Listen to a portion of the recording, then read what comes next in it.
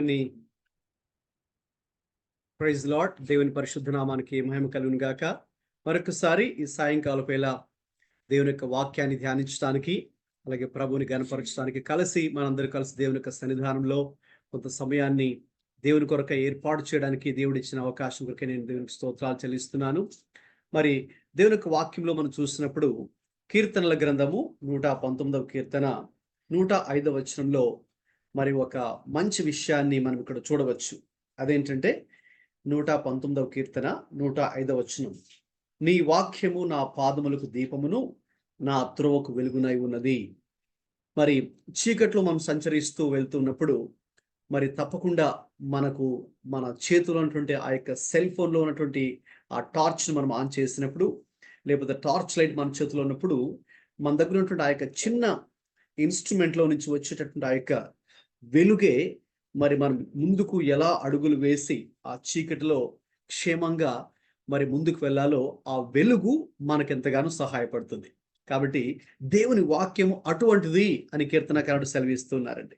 దేవుని వాక్యము మన పాదములకు దీపమును, మన త్రోవకు వెలుగునై ఉన్నది. ఈ రోజున మనం అందరి జీవితాల్లో ఎటువంటి పరిస్థితులు గుండా వెళ్తూ ఉన్నామో, బహుశా మనలో కొంతమంది మరి చీకటి మన ముందు ఉండవచ్చు. మరి ఎటువంటి నిర్ణయం తీసుకోవాలో ఒక స్పష్టత లేని పరిస్థితిలో మీరు ఉండవచ్చేమో. మీరు వెళ్తున్నటువంటి బాధాకరమైన పరిస్థితుల్లో మరి కొంతమంది కన్ఫ్యూజన్లో ఉండొచ్చేమో. అయితే ప్రభు యొక్క వాక్యము మన త్రోవకు వెలుగు దీపముగా, మన త్రోవకు వెలుగుగా ఉండి మనలను అన్ని విషయాలలో నడిపిస్తుంది, వెలుగులో నడిపిస్తుంది. స్పష్టమైన మార్గంలో, దేవుని మార్గంలో, దైవికమైన మార్గంలో, వాక్యానుసరమైన మార్గంలో మరి దేవుడే మనతో మాట్లాడి, ఇదిగో ఇది నా మార్గము, ఇది నా చిత్తము అని, ఇది నేను కోరుకున్నది ఇది, లేక నేను నీ నుంచి ఆశించేది ఇది, లేక నీ జీవితాన్ని ఇలా నడిపించుకోవాలి, నీవు ఈ నిర్ణయం తీసుకోవాలి, నీవు ఎలా జీవించాలి అని దేవుని వాక్యము ప్రతి దినము కూడా మనకు ఆ రీతిగా మరి బోధిస్తుంది. కాబట్టి అందుని బట్టి మరి సాయంకాలం వేళ అటువంటి వెలుగు మన పాదములకు దీపముగా, మన త్రోవకు వెలుగుగా ఉన్నటువంటి అటువంటి దేవుని యొక్క వాక్యమైనటువంటి పరిశుద్ధ గ్రంథాన్ని మనం కలిగి ఉండడం ఎంతో గొప్ప విషయం. అది మన యొక్క ధన్యత. దేవుని నామానికి స్తోత్రం. మరి అటువంటి ఆలోచనతో, ఆ యొక్క డివోషనల్ థాట్తో ఈ రోజున మన యొక్క ఆన్లైన్ బైబిల్ స్టడీ క్లాస్ ప్రారంభించుకుందాం. మన యొక్క సబ్జెక్ట్ మీకు తెలిసినట్టుగా యేసుక్రీస్తు ప్రభు యొక్క జీవితం, మాదిరికరమైనటువంటి యేసుక్రీస్తు యొక్క జీవితం మనము అనుసరించడానికైనా లేక అనుకరించడానికైనా ఇది యోగ్యమైనది. అటువంటి యేసుక్రీస్తు యొక్క జీవితాన్ని మరి మనము ధ్యానం చేస్తూ ఉన్నాం. కాబట్టి మనం విశ్వాసులుగా ఉన్నా లేక దేవుని సేవకులుగా మనం ఉన్నా, మనందరి జీవితాల్లో కూడా మనకు మాదిరికరంగా ఉన్న వ్యక్తి యేసుక్రీస్తు ప్రభు. మరి ఆయన జీవితమే లేక ఆయన చెప్పినటువంటి బోధలే మరి మనకు ఆయన మాదిరిగా ఉన్నారు. కాబట్టి అది మనం దృష్టిలో ఉంచుకొని ఈ రోజున దేవుని యొక్క ఈ యొక్క సబ్జెక్ట్ని అందులో మనం కొనసాగుదాం. ఇందులో భాగంగా గత 7 వారాలుగా మనము అనేక అంశాలు మనం అధ్యయనం చేస్తూ ఉన్నాం. స్క్రీన్ చూస్తున్నారు కదండి మీరు, రైట్? సో మన సబ్జెక్ట్ యేసుక్రీస్తు ప్రభు యొక్క జీవితం. మరి క్రొత్త నిబంధనలో ఉన్నటువంటి 4 సువార్తలను మనము ఆధారం చేసుకుని అధ్యయనం చేస్తూ ఉన్నాం. మత్తయి సువార్త, మార్కు సువార్త, లూకా, యోహాను సువార్తను ఆధారం చేసుకొని మరి మనము అధ్యయనం చేస్తూ ఉన్నాం. అందులో భాగంగా ఇదివరకే నేను ఈ క్లాస్లో, ఈ బైబిల్ స్టడీ క్లాస్లో మరి కవర్ చేసిన అంశాలు ఒక్కసారి మీకు జ్ఞాపకం చేస్తాను. ఒకవేళ ఎవరైనా కొత్తగా ఈరోజు జాయిన్ కనుక ఉన్నట్లయితే, ఈ పవర్ పాయింట్ స్లైడ్ మీకు కనిపిస్తుందండి. ఒకసారి మీకు కనిపిస్తున్నట్టయితే నాకు మీరు కనిపిస్తుంది కదండి. సో ఇది వరకు కూడా మనం పవర్ పాయింట్ మీకు కనిపిస్తుందండి. నో బ్లాంక్ గా ఉందా? Blank, exam blank. ఓకే. ఆ వీడియో స్క్రీన్ మీకు కనిపించట్లేదండి? లేదండి. లేదండి, 1 మినిట్, నేను ఒకసారి మళ్ళీ దాన్ని స్క్రీన్ షేర్ చేస్తాను.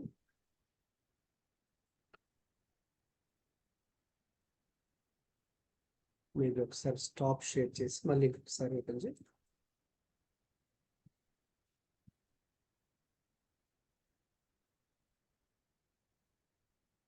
ఇది ఇప్పుడు వస్తుంది షేర్.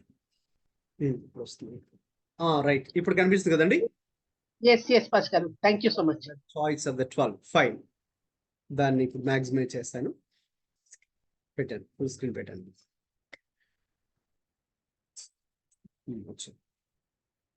ఓకే, సో ఇది వరకే మనం ఈ యొక్క బైబిల్ స్టడీ క్లాస్లో అధ్యయనం చేసిన అంశాలు ఏంటంటే, యేసుక్రీస్తు ప్రభువుకి ఇవ్వబడినటువంటి అనేక నామములు, పేర్లు, ఆ బిరుదులు మనము అధ్యయనం చేశాము. అలాగే యేసుక్రీస్తు ప్రభు భూమి మీద జన్మించే సమయానికి మరి అన్యులు అలాగే యూదులు, ఎందుకంటే ఆ రోజుల్లో ప్రపంచం రెండుగా విభాగించబడింది, జూయిష్ పీపుల్ అండ్ జెంటైల్స్ గా విభాగించబడింది. సో ఏ రీతిగా వారు ఈ ప్రభు యొక్క రాకడకు సిద్ధపరుచుకున్నారో సిద్ధపాటు గురించి మీతో పంచుకోవడం జరిగింది. అలాగే కాలము పరిపూర్ణమైనప్పుడు యేసుక్రీస్తు ప్రభు వారి చరిత్రలోకి మరి ఎంత రైట్ టైంలో అడుగు పెట్టారో కూడా ఆ విషయాలను కూడా మీతో గత క్లాసులు పంచుకోవడం జరిగింది. అప్పటి కాలపు భౌగోళిక, రాజకీయ, మతపరమైనటువంటి, సంస్కృతి పరమైనటువంటి పరిస్థితులను కనుక మనం పరిశీలిస్తే యేసు పరిస్థితులన్నీ కూడా తారాస్థాయికి చేరుకున్నప్పుడు మరి ఇక ఎటువంటి నిరీక్షణ కూడా ప్రజలకు లేకుండా ఒక లోక రక్షకుడు కొరకు వారు ఎదురు చూస్తూ ఉండగా యేసుక్రీస్తు ప్రభు మరి భూమి మీదకి అడుగు పెట్టడం జరిగింది. ఆ విషయాన్ని కూడా మరి మనం చూసాం. అలాగే క్లుప్తంగా యేసుక్రీస్తుని గురించిన వివరాలు 4 సువార్తలను ఆధారం చేసుకొని ఆ రోజు మీకు చార్ట్ చూపిస్తూ అందులో నుంచి మనం కొన్ని విషయాలు చూసాం. ఇక అలాగా యేసుక్రీస్తు ప్రభు భూమి మీదకి రాకముందు ఏ రీతిగా బాప్తిస్మం ఇచ్చే యోహాను వచ్చి మార్గాన్ని సిద్ధపరిచారో మరి ఆయనకి సంబంధించిన ప్రవచనాలు అన్ని కూడా అది కూడా అధ్యయనం చేశాం. అలాగే ఇక యేసుక్రీస్తు ప్రభు యొక్క మరి పాత నిబంధనలోనే యేసుక్రీస్తుని గురించిన ప్రస్తావన అనే అంశాన్ని కూడా మనం అధ్యయనం చేశాం. ఇక యేసుక్రీస్తు ప్రభు యొక్క జననం గురించి మీతో మాట్లాడుతూ మరి ఆయన పుట్టుకకు సంబంధించినటువంటి ప్రవచనాలు కూడా అధ్యయనం చేశాం. అలాగే ఇక మత్తయి సువార్తలో, లూకా సువార్తలో ఈ 2 సువార్తల్ని ఆధారం చేసుకొని వంశావళి అనే అంశాన్ని కూడా అధ్యయనం చేశాం. ఆ వంశావళిలో కూడా ఎన్నో ప్రాముఖ్యమైన సత్యాలు, ఆత్మీయ సత్యాలు ప్రభు మన కొరకే వ్రాయించి ఉన్నారు అని ఆ రోజు మీతో పంచుకోవడం జరిగింది. అలాగే కన్యకకు ఎందుకు యేసు ప్రభు వారు జన్మించారు, కన్యకకే జన్మించడంలో గల ఉద్దేశం ఏంటి, the purpose of virginal conception అనేది కూడా మరి గత క్లాసులో మీతో పంచుకోవడం జరిగింది. అలాగే యేసుక్రీస్తు ప్రభు వారు జన్మించినప్పుడు మరి ఒకవైపు ఏమో గొర్రెల కాపరులు, గొల్లలు, మరొక వైపు జ్ఞానులు కూడా సందర్శించినట్టుగా, వారు మెస్సయాను కనుగొన్నట్టుగా, నిజ రక్షకుడిని చూచినట్టుగా మరి అందులో మరి ఆ విషయాలు కూడా పంచుకోవడం జరిగింది. అలాగే మరి ఎప్పుడైతే ఇక హేరోదు రాజు మరి క్రీస్తుని చంపించాలనే ఒక ప్రణాళిక కలిగినప్పుడు దూత మరొకసారి యోసేపుకు మరొక ప్రత్యక్షమై వారు అక్కడ నుండి ఐగుప్తుకి వెళ్ళిపోమని, పారిపోమని చెప్పినటువంటి సంఘటన కూడా మనం అధ్యయనం చేశాం. అలాగే మరి ప్రభు యెరూషలేములో 8వ దినమున ఏ రీతిగా సున్నతి చేయబడ్డాడో మరి అక్కడ సుమయోను అలాగే అన్న ఏ రీతిగా దేవుని ఆత్మ ద్వారా వారు కూడా ప్రేరేపించబడి అనేక సంవత్సరాలుగా వారు కూడా దేవుని యొక్క విమోచన కొరకు, మెస్సయా కొరకు, రక్షకుడి కోసం ఎదురు చూస్తూ ఉన్నారో మరి ఆ యొక్క సుమయోను గురించిన విషయాలు అలాగే అన్నాను గురించిన విషయాలు కూడా మనం ఇంతకుముందు క్లాసెస్లో స్టడీ చేశాం. ఇక అలాగే యేసుక్రీస్తు ప్రభువారు తన 12వ ఏట యెరూషలేంకి సందర్శించి అక్కడ ఉన్నటువంటి ధర్మశాస్త్ర ఉపదేశకులతో, యాజకులతో సంబోధిస్తూ, సంభాషిస్తూ ఉన్న సంఘటన కూడా మనం చూసాం. నేను నా తండ్రి పనుల మీద ఉండటం మీరు ఎరుగరా అని మరియ యోసేపు కూడా ఆ చిన్న వయసులోనే 12వ ఏటనే అనగా 12వ ఏటనే ఆయన ఎందుకు ఈ భూమి మీదకి పంపబడ్డాడో, దేవుని యొక్క చిత్తము తన పట్ల ఏంటో ఆయన గ్రహించిన వాడుగా, ఒక పరిపక్వత కలిగిన వ్యక్తిగా మాట్లాడుతున్నట్టుగా మనం ఆ సన్నివేశాన్ని చూసాం. అలాగే ఇక ప్రభు యొక్క జీవితంలో 30 సంవత్సరాల నిశ్శబ్ద కాలము, the silent years of Jesus Christ. So ఆ యొక్క నిశ్శబ్ద కాలంలో ఏం జరిగిందో ఆ 4 విషయాలు కూడా మీతో గత క్లాసెస్లో పంచుకోవడం జరిగింది. ఇక తర్వాత యేసుక్రీస్తు ప్రభువారు బాప్తిస్మాన్ని తీసుకొని దాని తర్వాత వెంటనే ఆయన అరణ్యానికి కొనుపోబడి అక్కడ 40 పగలు 40 రాత్రులు ఉపవాస ప్రార్థన చేసిన తర్వాత ఇక ఏ రీతిగా 3 రకాల సాతాను శోధనలు వచ్చాయో మరి ఆ అంశాన్ని కూడా మరి మనము లాస్ట్ క్లాస్లో అంటే పోయిన వారం దాన్ని మనం అధ్యయనం చేశాం. The temptations of Jesus Christ అనే టాపిక్. అలాగే తర్వాత యేసుక్రీస్తు ప్రభువారు తన పరిచర్య ప్రారంభంలో అలాగే పరిచర్య ముగింపులో 2 సందర్భాలలో దేవాలయ శుద్ధీకరణ, టెంపుల్ క్లెన్సింగ్ అనే విషయాన్ని మీతో పంచుకోవడం జరిగింది. లాస్ట్ వారము అక్కడ దాకా మనం వచ్చాం. మంచిది. ఈరోజు మరి ఈ యొక్క టాపిక్తో స్టార్ట్ చేద్దాం. So the choice of the 12. యేసుక్రీస్తు ప్రభువారు మరి తనతో పాటు పరిచర్య చేయడానికి 3.5 సంవత్సరాల పాటు ఆయనతో కూడా ఉండి పరిచర్య చేయడానికి మరి ఆయన 12 శిష్యులను ఏర్పాటు చేసుకోవడం జరిగింది. వారినే మరి మనము అపోస్తలులు అని పిలుస్తాం. అపోస్తలుడు అంటే అర్థం ఏంటి? అపోస్తలుడు అనే మాట అపోస్టలోస్ అనే ఒక గ్రీక్ పదం నుంచి వచ్చిందండి. దానికి అర్థం ఏంటంటే ఒక ప్రత్యేకమైనటువంటి పని నిమిత్తమై ప్రత్యేకించబడి పరిశుద్ధపరచబడి పంపబడిన వ్యక్తి అని అర్థం. కాబట్టి ఇక్కడ యేసు ప్రభువారే మరి తన యొక్క పరలోకపు రాజ్య సంబంధమైనటువంటి పనిని, దేవుని సేవను, పరలోక రాజ్య సువార్తను ప్రకటించడానికి ఆయన 12 శిష్యులను ఎంపిక చేసుకుని ప్రత్యేకించి వారికి తర్ఫీదునిచ్చి మరి లోకంలోకి సువార్త ప్రకటించడానికి, దేవుని రాజ్య సువార్త చేయడానికి మరి పంపడం జరిగింది. మరి ఈ విషయాల గురించి మనం అధ్యయనం చేయడానికంటే ముందుగా మరి మనం మొట్టమొదటిగా ఈ యొక్క వీడియో చూద్దాం. యేసుక్రీస్తు ప్రభువారు తన 12 శిష్యులను ఎంపిక చేసుకునే ఆ వీడియో మరి చూద్దాం. ఆడియో వినిపిస్తుంది కదండి మీకు? వెళ్తూ సుంకపు పెట్టు వద్ద పన్నులు వసూలు చేయడానికి కూర్చుని ఉన్న లేవి అనబడే మత్తయిని చూశాడు.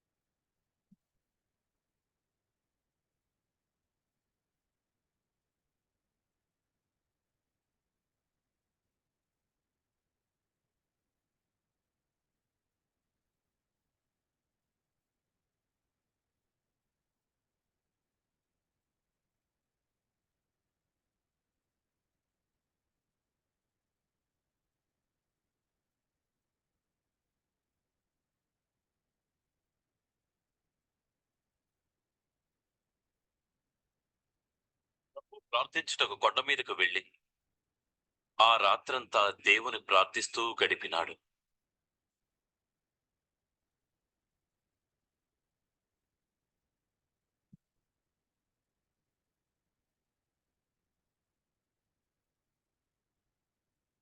తెల్లవారగానే ఆయన 12 మందిని పిలిచి వారికి అపోస్తలులు అని పేరు పెట్టాడు.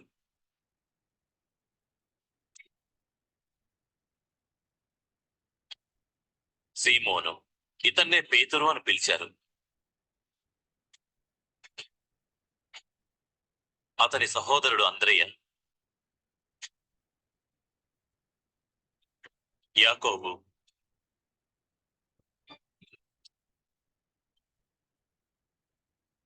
యోహాను,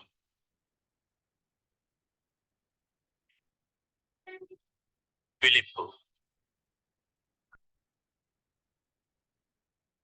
బర్తులోమయి, మత్తయి,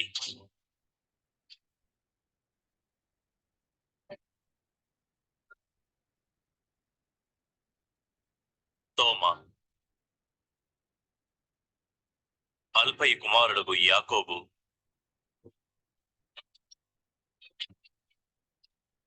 జలోదియా అనబడిన సీమోను,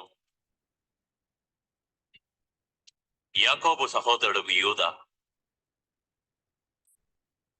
ఆయనను అప్పగించిన ద్రోహియగు యూదా ఇస్కరియోతు.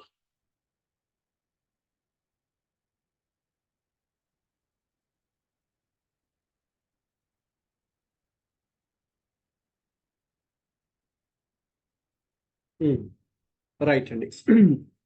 సో యాక్చువల్గా మీకు ఈ షార్ట్ వీడియో క్లిప్స్ ఎందుకు చూపిస్తున్నానంటే, మనం కొన్ని విషయాలు మామూలుగా మనం బైబిల్లో చదువుతాం కదండి, చదువుతాం. అయితే ఇది విజువల్ బైబిల్ అంటే మనం విజువల్గా మనం చూసినప్పుడు ఏ రీతిగా ప్రభు వారి దగ్గరికి వెళ్ళడం, మరి ప్రభు వెళ్ళినప్పుడు వారు ఏ స్థితిలో ఉన్నారు, మరి ప్రభు వారిని ఎలా చూశాడు, చాలా విషయాలు మనం చూస్తే ప్రభు యొక్క ఆ కనికరంతో కూడిన చూపే వారిని మార్చివేసింది. ఇప్పుడు చూడండి, సాధారణంగా ఎవరైనా వచ్చి మీరు నన్ను వెంబడించండి అంటే ఎవరు వెంబడించారు కదండి.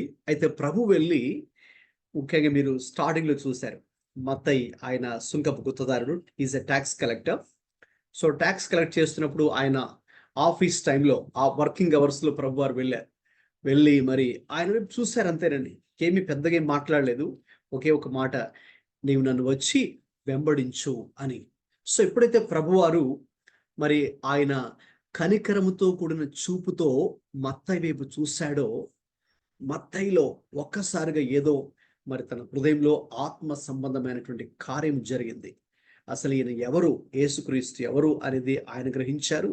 అసలు ఆయన ఎవరు అనేది కూడా మరి ఆయన కూడా గ్రహించి ఒక్కసారిగా ప్రభుని వెంబడించడం చూసాం. అందుకని ఈ యొక్క విజువల్ బైబిల్ అంటే మనం ఈ యొక్క దృశ్యరూపమైనటువంటి బైబిల్ని చూసినప్పుడు ప్రభు ఎలాగా వారి యొద్దకు వెళ్ళడం జరిగింది, వారితో ఎలా మాట్లాడారు, ఎలా సంభాషించారు, వారు ఎలా స్పందించారో మనకి ఇక్కడ అర్థమవుతుంది. రైట్. అయితే ఇప్పుడు మత్తయి సువార్త 10వ అధ్యాయము మొదటి 4 వచనాలు ఎవరైనా మైక్ ఆన్ చేసుకుని చదవండి. ఇప్పుడు ఈ సన్నివేశాన్ని ఇంకా డీటెయిల్డ్ గా మరి మనము స్టడీ చేద్దాం.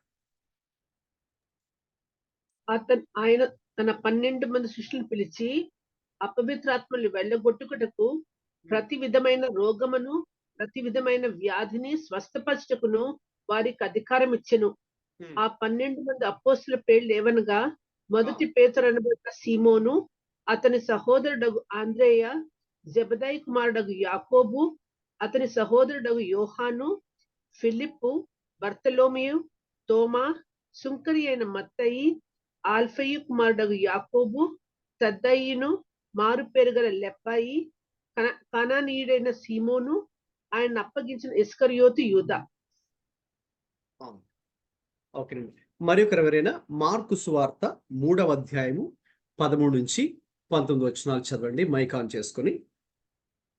మార్కు సువార్త 3వ అధ్యాయము 13 నుంచి 19 దాకా మీరు స్లైడ్ మీద చూస్తున్నారు కదండి, రాసుకునే వాళ్ళు. మీ వాయిస్ వినిపించట్లేదు సార్? వినిపిస్తుందండి? నా వాయిస్ వినిపిస్తుంది ఆయన కదండి? కొండెక్కి ఓకే, చదవండి. ఆయన కొండెక్కి తనకి ఇష్టమైన వారిని పిలువగా వారు ఆయన యొద్దకు వచ్చిరి. వారు తనతో కూడా ఉన్నట్లును దెయ్యములను వెళ్ళగొట్టు అధికారము గలవారై సువార్త ప్రకటించుటకును వారిని పంపవాలనని ఆయన 12 మందిని నియమించెను. వారెవరనగా, ఆయన పేతురు అని పేరు పెట్టిన సీమోను, జెబెదాయి కుమారుడగు యాకోబు, అతని సహోదరుడగు యోహాను, వీరిద్దరికి ఆయన బోయనేర్గస్ అను పేరు పెట్టాను. బోయనేర్గస్సు అనగా ఉరిమెడి వారని అర్థము. ఆంద్రేయ, ఫిలిప్పు, బర్తలోమయి, మత్తయి, తోమ, అల్ఫయి కుమారుడగు యాకోబు, తద్దయి, కనానీయుడైన సీమోను, ఆయనను అప్పగించిన ఇస్కరియోతు యూదా అనువారు. రైట్ అండి.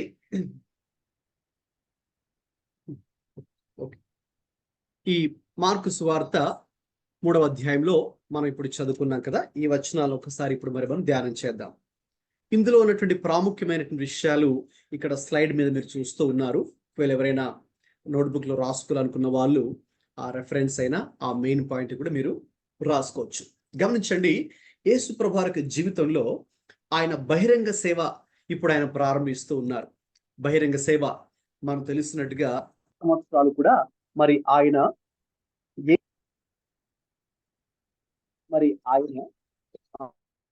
గురించి మీకు వివరించడం జరిగింది. నిశ్శబ్ద కాలము. మరి తర్వాత ఆయన బహిరంగముగా ఆయన వచ్చి యోహాన్ దగ్గరికి వచ్చి ఆయనే బాప్తిస్మాన్ని తీసుకొని ఇక తర్వాత ఆయన అరణ్యంలోకి కొనుపోబడి 40 దినములు ఉపవాస ప్రార్థన చేసిన తర్వాత ఆయన ఎదుర్కొన్నటువంటి ఆ శోధనలను జయించిన తర్వాత ఇక ఆయన బహిరంగంగా వచ్చి ఇక తన యొక్క పరిచర్యను ఆయన ప్రారంభిస్తూ ఉన్నారు.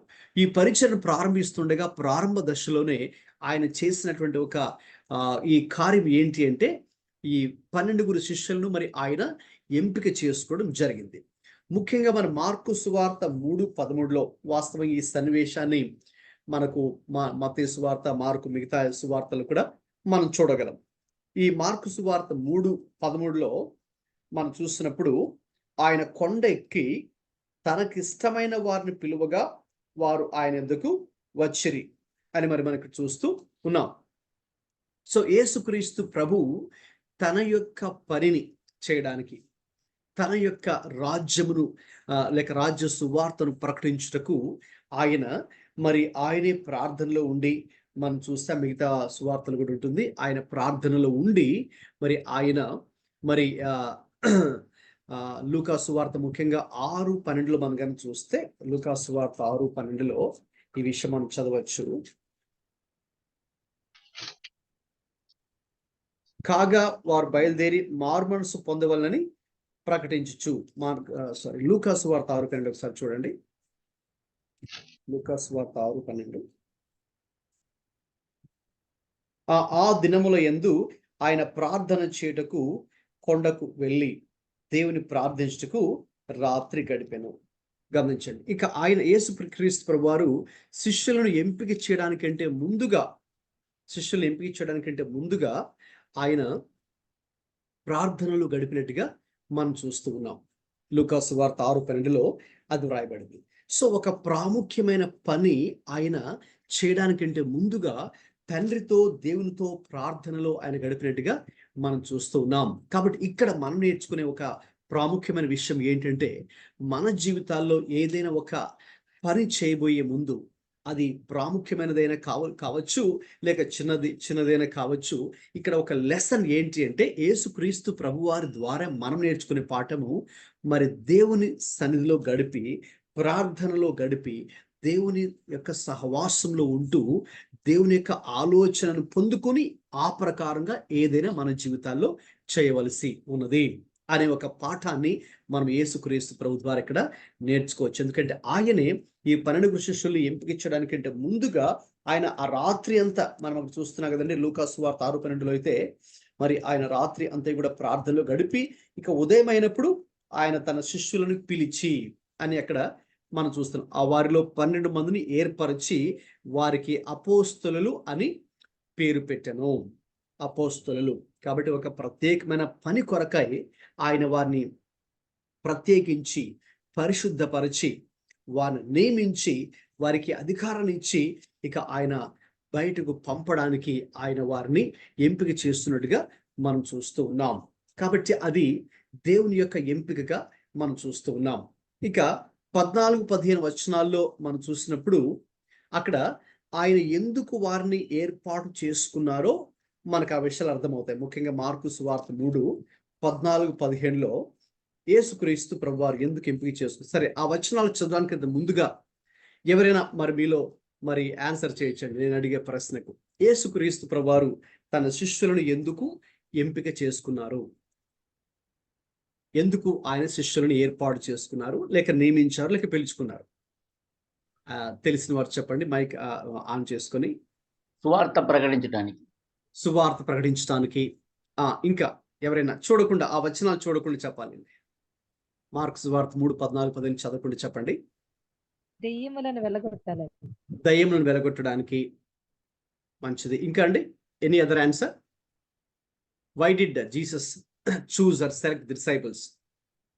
దేని గురించి దేవుడు అతన్ని పంపించారో లోకముకి అది స్పష్టంగా చెప్పారు. ఓకే, దేని గురించి దేవుడు అతన్ని పంపారు దాన్ని స్పష్టంగా లోకానికి తెలియచేయడానికి అంటారు కదండి. ఓకే, మంచిది.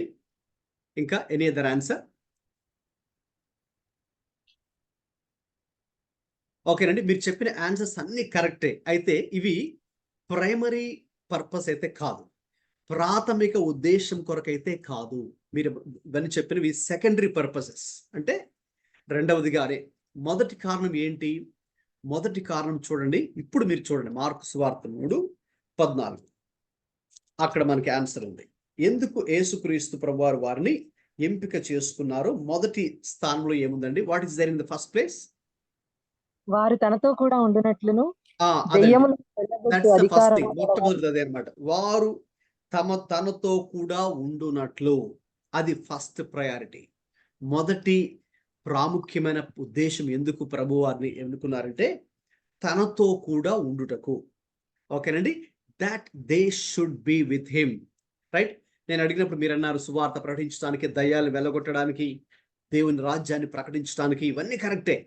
ఓకేనండి, ఇవన్నీ కూడా తర్వాత వస్తాయండి. అయితే ఫస్ట్ అయితే కాదు. మరి ఫస్ట్ ఏంటండి? సో శిష్యులను ఎందుకు ఆయన పిలుచుకున్నారంటే ఆయనతో ఉండునట్లు. మనకు అది చూడడానికి జస్ట్ 2 అక్షరాలుగా ఉంది, కానీ ఆయనతో ఉండునట్లు. ఓకే, సో మేబీ బహుశా అందువల్ల ఏమో దాని గురించి ఎక్కువ ఎక్స్ప్లెనేషన్ లేదు కాబట్టి మనం దాన్ని కొంచెం లైట్గా తీసుకోవచ్చు. But it does make a world of difference. అంటే దానిలో చాలా మరి వ్యత్యాసం ఉందండి. సో ఇప్పుడు యేసుక్రీస్తు ప్రభు వారిని శిష్యులుగా పిలిచారు. సో శిష్యత్వంలో ఏమి దాగి ఉన్నది? What is involved in discipleship? This is involved in discipleship. శిష్యత్వంలో ఏది ఉన్నదంటే ఆయనతో కూడా ఉండునట్లు. సో శిష్యులుగా లేక విశ్వాసులుగా మన జీవితంలో మొట్టమొదటి ప్రాధాన్యత ఏంటి అంటే, లేక ఆ విషయానికి వస్తే విశ్వాసులుగా లేక దేవుని సేవకులుగా కూడా మన మొట్టమొదటి ప్రయారిటీ ఏంటి?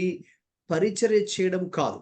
అది పరిచర్య చేయడము సెకండరీ, సువార్త ప్రకటించడము సెకండరీ, దయ్యాలను వెలపెట్టడము సెకండరీ, స్వస్థతలు చేయడము, అద్భుతాలు చేయడము సెకండరీ, ఇంకా అన్ని రకాల పరిచర్యలు చాలా ఉన్నాయి కదండి.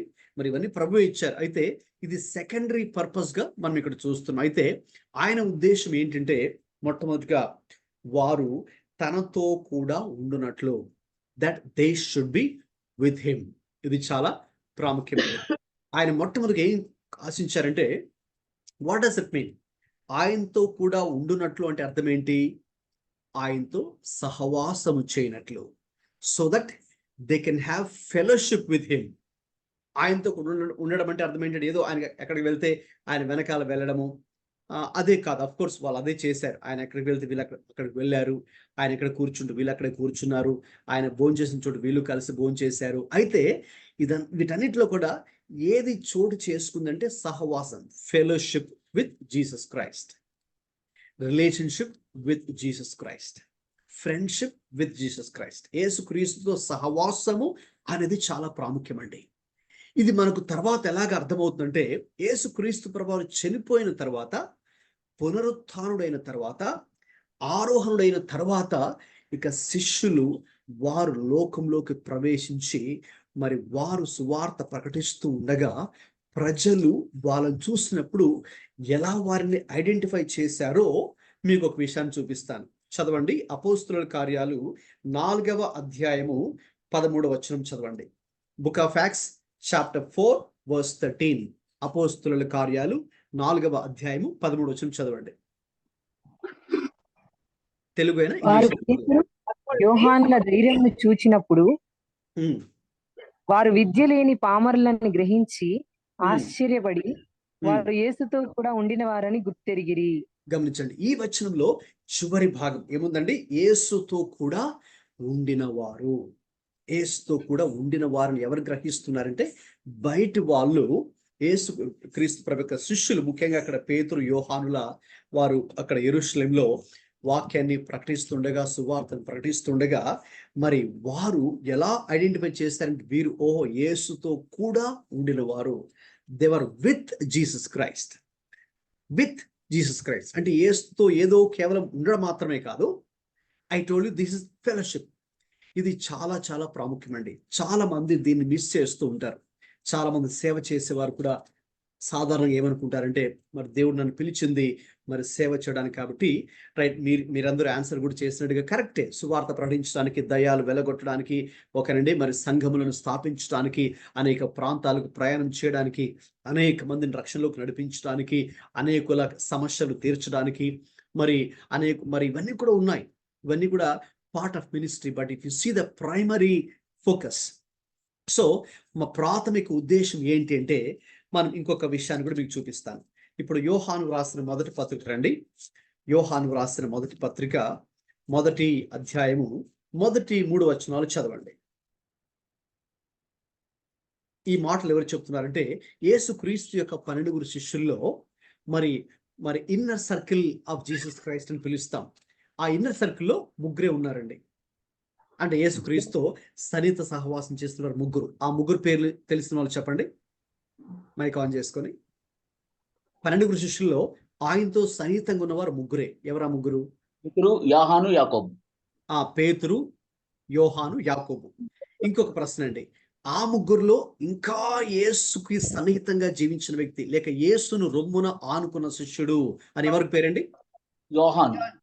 యోహానుకి ఆ పేరు, రైట్. ఇప్పుడు ఆయన ఈ మాటలు చెప్తున్నాడు, చదవండి. యోహాను రాసిన మొదటి పత్రిక 1వ అధ్యాయం 3 వచనాలు.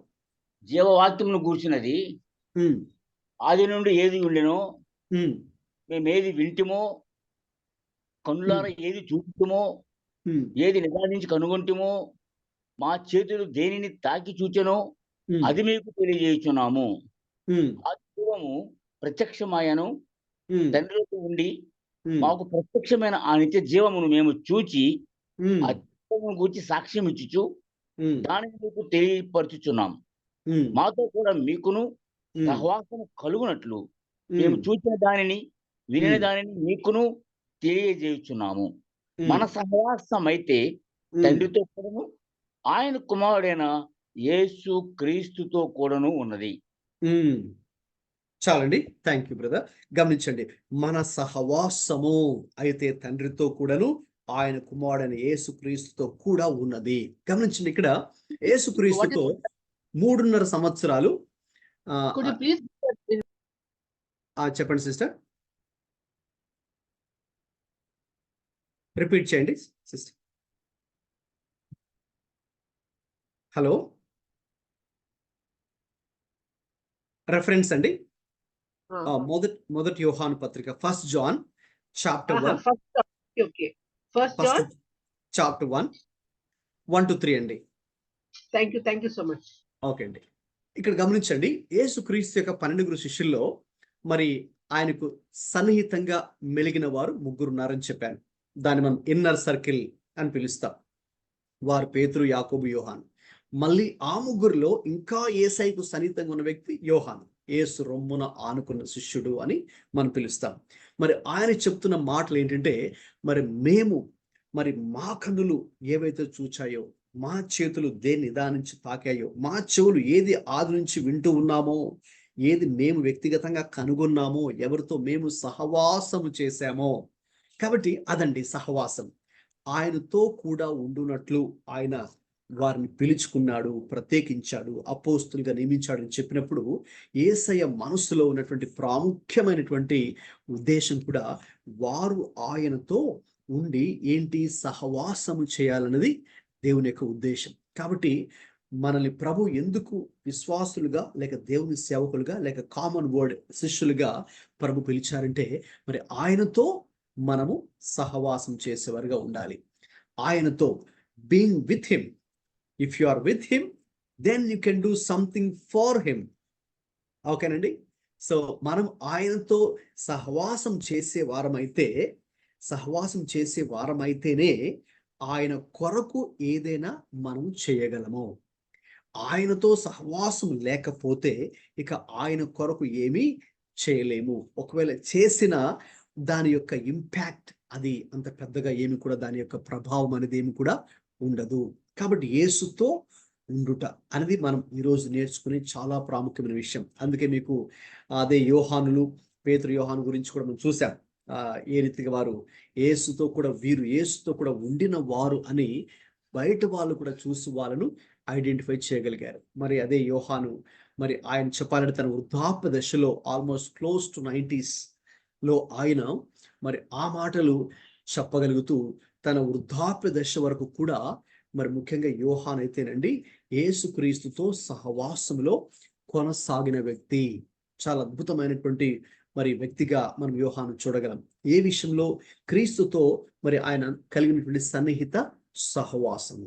కాబట్టి ఎందుకు యేసుక్రీస్తు ప్రభు యొక్క 12 శిష్యులు ఏర్పాటు చేసుకున్నారు అంటే మొట్టమొదటి కారణం ఇదేనండి. వారు ఆయనతో కూడా ఉండునట్లు, so that they will be with him. And this is called discipleship. మనం శిష్యత్వము అని దేని పిలుస్తామంటే యేసుతో ఉన్న వ్యక్తే మరి శిష్యుడు, యేసుతో కూడా సహవాసం చేసేటటువంటి వ్యక్తి. కాబట్టి ఏం జరుగుతుంది? When you fellowship with someone, ఓకేనండి, మీరు ఎక్కువసేపు మరి ఒకరితో టైం స్పెండ్ చేసినప్పుడు వారిని జనరల్ ఫ్రెండ్షిప్గా స్టార్ట్ అయిన తర్వాత క్లోజ్ ఫ్రెండ్షిప్గా మారుతుంది కదండి కొంతమందితో మీరు. సో కాబట్టి ఆ క్లోజ్ ఫ్రెండ్షిప్ ఏం జరుగుతుందంటే యూ ఎక్స్చేంజ్, ఓకేనండి, one another's ideas, thoughts, experiences కదండి. ఇంకా మీ హార్ట్స్ చాలా క్లోజ్ అయిపోతాయి, మీ మైండ్స్ చాలా క్లోజ్ అయిపోతాయి కదండి. సో కాబట్టి ఇక you know very well, very close to each other.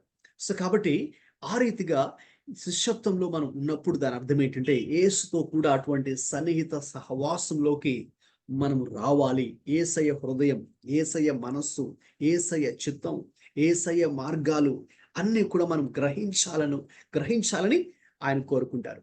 అయితే కొన్ని నెగిటివ్ థింగ్స్ కూడా ఇందులో ఉన్నాయి, మీకు తర్వాత మీకు విషయం చెప్తాను. బట్ అయితే ఆయనైతే అలా ఆశించారు, కానీ ప్రభు ఆశించినట్టుగా మరి శిష్యులైతే మరి అన్ని విషయాలు కూడా అలా నడుచుకోలేకపోయారు. వారిలో కూడా కొన్ని బలహీనతలు, లోటుపాట్లు, పొరపాట్లు ఉన్నాయి. అవి తర్వాత నెక్స్ట్ స్లైడ్ మీకు చూపించినప్పుడు ఆ విషయానికి వద్దాం. అయితే ప్రభు మొట్టమొదటిగా అసలు ఎందుకు శిష్యుల్ని ఎంపిక చేసుకున్నారు, what is the purpose behind choosing the 12 disciples గురించి నేను మాట్లాడుతున్నాను. కాబట్టి మొట్టమొదటిగా ఇట్ ఇన్వాల్వ్స్ డిసైపుల్షిప్, గుర్తుంచుకోండి. సో అందుకే we are all life long disciples గానే మనం ఉండాలి ప్రభు విషయంలో, రైట్?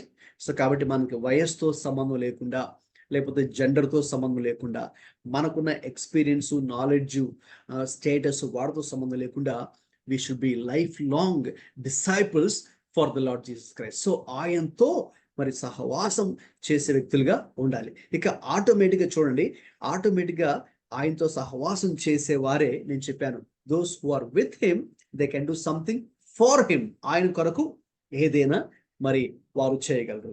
కాబట్టి ఇప్పుడు ఆయనతో ఉండటం మొదటిది. రెండవది ఆయన కొరకు ఏం చేయాలి మరి? It is involved declaration. కాబట్టి వాళ్ళు వెళ్ళి ఏం చేయాలండి? వారు వెళ్ళి సువార్త ప్రకటించుటకు, they must go and preach the gospel కదండి. అది మీలో కూడా చెప్పారు, సువార్త ప్రకటించడానికి ఆయన వారిని ఎన్నుకున్నారని. వాస్తవమే, అక్కడే ఉంది. కాబట్టి సువార్త ప్రకటించడానికి ఆయన వారిని పంపి ఉన్నారు. ఆ విషయానికి వస్తే యేసుక్రీస్తు ప్రభువే సువార్త ప్రకటిస్తూ తన యొక్క పరిచర్య ప్రారంభించారు. ఆయన కంటే ముందు బాప్తిస్మిచ్చే యోహాను కూడా పరలోకపు రాజ్యం సమీపించి ఉన్నది, మారుమనస్సు పొందుడి అని ఆయన కూడా సువార్త ప్రకటించినట్టుగా మనం చూస్తున్నాము. తప్పకుండా అది చాలా ప్రాముఖ్యమైన విషయం అండి. ఎందుకంటే యేసు ప్రభువారు మరి చిట్ట చివరిగా ఇచ్చిన ఆజ్ఞ కూడా అదే. అన్ని సువార్తల్లో లాస్ట్ చాప్టర్లో లాస్ట్ వర్సెస్ మీకు కనిపిస్తుందండి. కాబట్టి ఆయన చెప్పినటువంటి ఆ యొక్క చిట్ట చివరి ఆజ్ఞ కూడా సర్వలోకమునకు వెళ్ళి సర్వ సృష్టికి సువార్తను ప్రకటించుడి అనే ఆజ్ఞ వారికి చెప్పినారు. సో గాస్పుల్ ప్రొక్లమేషన్ అనేది కూడా చాలా చాలా ప్రాముఖ్యమైంది. ఎంత ప్రాముఖ్యమైందంటే అందుకే ఒక దైవజనుడు ఇలా అన్నారు, so his last command or his last commission should be our first concern or first priority. ఆయన ఇచ్చిన చిట్ట చివరి ఆజ్ఞ మనకు మొట్టమొదటి ప్రాధాన్యతగా మారాలి అన్నారు. ఎందుకంటే that's there upon the heart of Jesus. యేసుక్రీస్తు యొక్క హృదయంలో అదే ఉన్నది. ఎందుకంటే ఆయన చేసిన పని కూడా అదే. అలాగే శిష్యులను కూడా ఆయన అలాగే ఆ 3.5 సంవత్సరాలు కూడా మరి ఆయనతో మరి వారు సహవాసం చేస్తూ ఇక ఆయన ఎలా పరిచర్య చేశారో అన్ని కూడా చెప్పాలంటే, ఒక ఇంటర్న్షిప్లో ఒక student, say for example medical studies చేసినటువంటి ఒక స్టూడెంట్, మెడికల్ స్టూడెంట్ ఇంటర్న్షిప్లో ఉన్నప్పుడు ఏ రీతిగా ఒక సీనియర్ డాక్టర్ దగ్గరికి వెళ్ళి డిఫరెంట్ డిపార్ట్మెంట్స్లో మరి వాళ్ళు ఆ యొక్క సీనియర్ డాక్టర్ దగ్గర ఉండి వాళ్ళని అబ్జర్వ్ చేస్తూ పేషెంట్స్ మీరు ఎలా ట్రీట్ చేస్తున్నారు, ఎలా డయాగ్నోస్ చేస్తున్నారు, ఏ టెస్ట్లు రాస్తున్నారు, ఈ సిమ్టమ్స్ని ఎలాగా ట్రేస్ చేయగలుగుతున్నారు, ఓకేనా, ఆ స్కిల్స్ని దగ్గరుండి ఈ యొక్క ఇంటర్న్షిప్ చేసే స్టూడెంట్స్ చేస్తారు కదండి. సో అలాగన యేసుక్రీస్తు ప్రభువారు కూడా మరి వారికి అటువంటి తర్ఫీదులు ఇవ్వడం జరిగింది. ఆయనే ఒకటి డెమాన్స్ట్రేట్ చేస్తూ వీళ్ళకి చూపించడం జరిగింది. ఇదిగో మరి ఇలాగ ప్రీచ్ చేయడం అంటే ఇలా ప్రీచ్ చేయాలి, లేకపోతే ఇలాగ ప్రార్థించడం అంటే ఇలా ప్రార్థించాలి, అందుకే ఇలాగ ప్రార్థించండి అని చెప్పారు. లేకపోతే ఇలాగ ఒక వ్యక్తిని స్వస్థపరచాలి, లేకపోతే ఇలాగ ఒక వ్యక్తి యొక్క దురాత్మలను మనం వారికి విడుదల కల్పించాలి అని అన్ని విషయాలు కూడా వారికి ఆయన లేదు, మనం శత్రువుని ఇలా ప్రేమించాలి, లేక ఇతరులు మన నైబర్స్ని ఇరుపొరు వారిని ఇలా ట్రీట్ చేయాలి అని అన్ని విషయాలు కూడా వారికి ఆయన బోధించడం జరిగింది. కాబట్టి శిష్యులను ఎన్నుకున్న ఉద్దేశం ఏంటంటే ఆ మిషన్ ఓకే ఏముందంటే అందులో డిసైపుల్షిప్ ఉంది, శిష్యత్వం అంటే ఆయనతో కూడా ఉండునట్లు అని చెప్పాను, సహవాసం. రెండవది సువార్త ప్రకటించడం, డిక్లరేషన్. మూడవది డెమాన్స్ట్రేషన్ ఆఫ్ గాడ్స్ పవర్, దేవుని శక్తి కూడా మన జీవితం ద్వారా, మన ప్రార్థన ద్వారా, మన సువార్త ప్రకటన ద్వారా దేవుని శక్తి కూడా అక్కడ ప్రత్యక్షపరచబడాలి. అందుకే ప్రభు అన్నారు, ఇక వారు వెళ్ళి దయ్యములను వెళ్ళగొట్టు అధికారము గలవారై వారిని పంపించారు. కాబట్టి దయ్యములను వెళ్ళగొట్టుటకు, అద్భుతములను చేయుటకు, సూచక క్రియలను చేయుటకు, మహత్కార్యములు వారి ద్వారా జరుగుటకు దేవుడే వారికి ఆ అధికారాన్ని ఇచ్చాడు. కాబట్టి ఈ అధికారం మనలో లేదు, ఇది దైవ సంబంధమైన అధికారం. ఇప్పుడు ఆయన మనకిచ్చి మనల్ని పంపిస్తూ ఉన్నారు. అందుకే కదండి ప్రభు మరి వారందరినీ పంపించినప్పుడు దేవుడే ఆ కృప, ఆ అధికారము, ఆ శక్తి వారికి ఇచ్చారు. కాబట్టి మరి వాళ్ళు ఆ పనులు చేయగలిగారు. అఫ్కోర్స్ కొన్ని సందర్భాల్లో వారు అది చేయలేకపోయారు. తర్వాత ప్రభు మరి ఆ విషయంలో వాళ్ళతో మాట్లాడడం జరిగింది.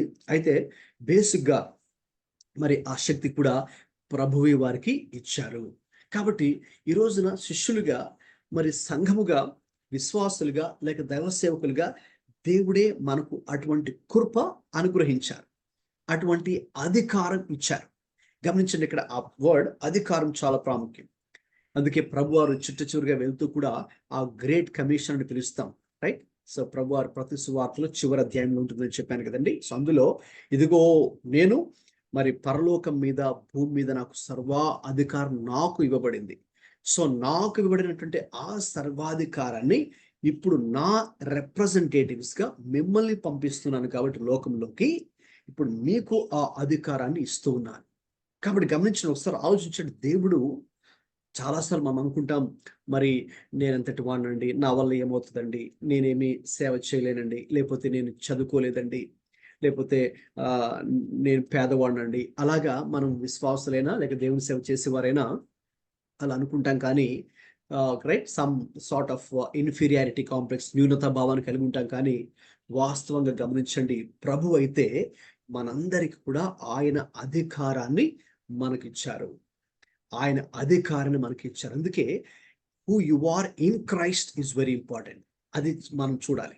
అఫ్ కోర్స్ అది ఆల్టుగెదర్ ఇంక వేరే సబ్జెక్ట్, అది నేను అందులోకి వెళ్ళను. కానీ ఇక్కడ సందర్భం వచ్చింది కాబట్టి చెప్తున్నాను. సో అందుకే మనల్ని మనము యేసుక్రీస్తు నన్ను ఎలా చూస్తున్నాడు, యేసుక్రీస్తు నాకు ఆయన ఏమి ఇచ్చాడు, లేక క్రీస్తు యేసులో నేను ఏమై ఉన్నాను అనేది మనం గ్రహించినప్పుడు తప్పకుండా ఇక ఏది మారుతుంది చెప్పండి?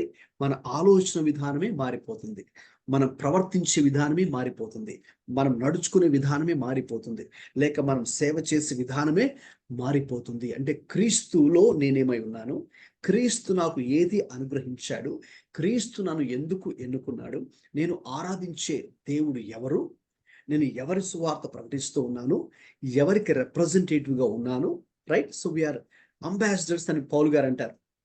మరి రాయబారులుగా ప్రభు మరి మనల్ని నియమించారు.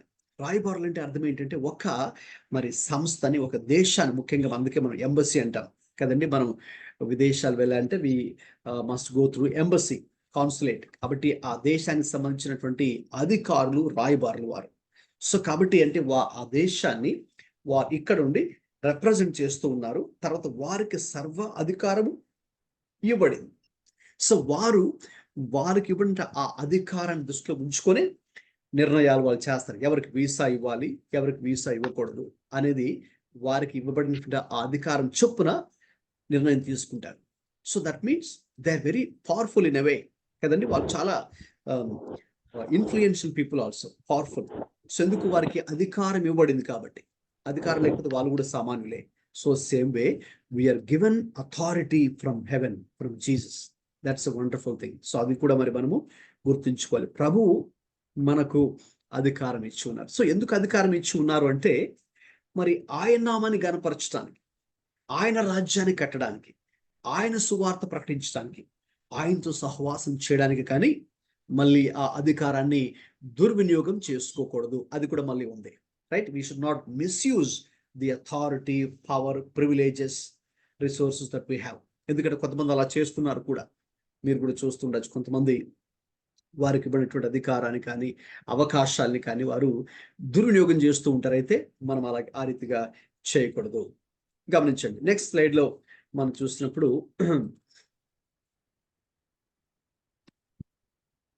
వారి పేర్లు, 12 పేర్లు కూడా మనం ఇక్కడ చదువుకున్నాం.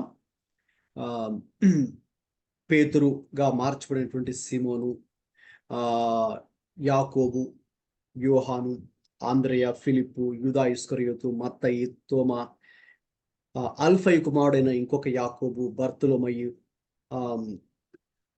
తద్దై ఆయన యూదా, తర్వాత సీమోన్, జెలోతు నుండి మరి యొక్క సీమోన్.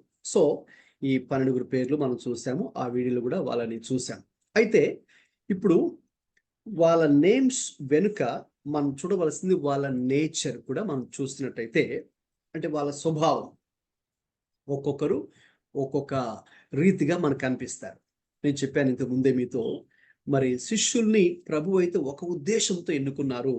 అయితే ఆ ఉద్దేశాన్ని వాళ్ళు పూర్తిగా నెరవేర్చలేకపోయారు. అంటే ఆయన అంచనాలకు అనుగుణంగా వీరు చాలా సందర్భాల్లో జీవించలేకపోయారు. ఇంకా చెప్పాలంటే ఆయన పునరుత్థానం వరకు కూడా మరి ఆయన అంచనాలకు అనుగుణంగా వీరు జీవించలేకపోయారు. అఫ్ కోర్స్ చాలా కారణాలు వాటికి ఉన్నాయి. అఫ్ కోర్స్ వాళ్ళు కూడా మనుషులే. ఇక్కడ నేను కొన్ని విషయాలు నేను ప్రస్తావించాను స్లైడ్ మీద. సో వారిలో కూడా ఆత్మీయమైనటువంటి మరి జ్ఞానము వాళ్ళకు కూడా కొదువుగా ఉంది. సో చాలాసార్లు ప్రభువారు కొన్ని విషయాలు చెప్తున్నప్పుడు మరి వాళ్ళు గ్రహించలేకపోయారు. ఉదాహరణకు ఒక సింపుల్ చిన్న ఉపమానము, అంటే చదువు లేని ఒక వ్యవసాయదారుడు, రైతు కూడా అర్థం చేసుకుని ఒక ఉపమానం ఉందండి. విత్తనాలు విత్తువాడి ఉపమానం. అదే ప్రభువారు చెప్పారు ఉపమానం గురించి. విత్తనాలు విత్తువాడు విత్తుతుండగా మరి కొన్ని త్రోవ పక్కన పడ్డాయి, పక్షులు ఎత్తి వాటిని ఎత్తుకెళ్ళిపోయాయి. మరికొన్ని ముళ్ళ పొదల్లో, రాతి నేల మీద, అలాగే తర్వాతకి మంచి నేల మీద. అది చెప్పిన సన్నివేశం, ఉపమానం మనకు తెలుసు. సో అయితే అది ప్రభువారు చెప్పినప్పుడు మరి వీళ్ళు దాన్ని గ్రహించలేకపోయారు. తర్వాత అక్కడ నుంచి ఆయన వెళ్ళిపోతూ ప్రయాణంలో ఉండగా శిష్యులు మళ్ళీ అడిగారు, ప్రభువా మీరు అక్కడ విత్తనాలు అన్నారు, మరి విత్తువాడు, లేకపోతే పక్షులు అన్నారు, లేకపోతే త్రోవ ప్రక్కన అన్నారు, ముళ్ళ పొదలు అన్నారు, రాతి నేలన, ఏంటి ప్రభువా దాని అర్థం ఏంటి అన్నప్పుడు మీరు ఇంకా దీన్ని గ్రహించలేదా అని ప్రభువారు అక్కడ వాళ్ళతో ఒక విధంగా గద్దిస్తున్నట్టు మాట్లాడుతూ, మళ్ళీ అఫ్ కోర్స్ ప్రభు అయితే మళ్ళీ ఆయన ఎవరైనా అర్థం చేసుకునే దేవుడు కాబట్టి వారికి మళ్ళీ ఇంకొకసారి దాన్ని రిపీట్ చేసి దాని అర్థాన్ని వివరించడం జరిగింది. అయితే ఇక్కడ దే ల్యాక్డ్ స్పిరిచువల్ అండర్స్టాండింగ్ కదండి. సో మనం అనుకుంటాం వారు శిష్యులు కాబట్టి వారికి అన్ని తెలుసని. No, because they lacked spiritual understanding. తర్వాత చాలా విషయాల్లో వారికి తగ్గింపు కూడా లేదు. They lacked humility. అందుకే ఒకళ్ళు వాళ్ళు కూడా ఫైటింగ్ వచ్చిందండి. వాళ్ళు కూడా ఘర్షణ వచ్చింది చాలాసార్లు. మరి కొన్ని చర్చెస్లో మరి కదండి కమిటీ మెంబర్స్ కానీ సంఘ పెద్దలు కానీ వాళ్ళ మధ్య కొన్ని ఫైటింగ్స్ అవుతుంటాయి. ఎవరు గొప్ప, ఎవరు సీనియరు, ఓకేనండి, ఎవరు ఎక్స్పీరియన్స్డ్, ఓకే, ఎవరు ఇక్కడ ఇన్ఫ్లుయెన్షియల్, ఓకేనా.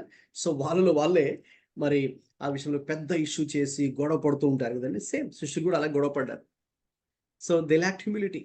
వారిలో తగ్గింపు లేదు. అలాగే చాలా సందర్భాల్లో వాళ్ళు రోజు ప్రభు గురించి ఎన్నో సందేశాలు వింటూ ఉన్నారు, కానీ తమ జీవితంలో ఏదైనా ఒక చిన్న సమస్య రాగానే ఇక అన్నీ మర్చిపోతారు. విన్న బోధంతా మర్చిపోయి వాళ్ళు కూడా లోకానుసారంగా ప్రవర్తిస్తారు. ఒకసారి మీకు తెలుసు, సముద్రం మీద ప్రయాణం చేస్తుండగా మరి దోణి మీద ప్రయాణం చేస్తున్నప్పుడు మరి పెద్ద తుఫాను వచ్చినప్పుడు ఆ గాలులకి దోణటుడు కదిలిపోతున్నప్పుడు ప్రభు అక్కడ విశ్రాంతి తీసుకుంటున్నప్పుడు వీళ్ళు వెంటనే ప్రభువా మేము నశించిపోతున్నాం, మీకు పట్టదా అని వాళ్ళు అన్నప్పుడు ప్రభువారు చెప్పాలంటే ఆ రోజు గాలిని గద్దించారు, సముద్రాన్ని గద్దించారు, శిష్యుని కూడా గద్దించారు. ఏ విషయంలో? అల్ప విశ్వాసులారా, అంటే వారిలో విశ్వాసము లేదు.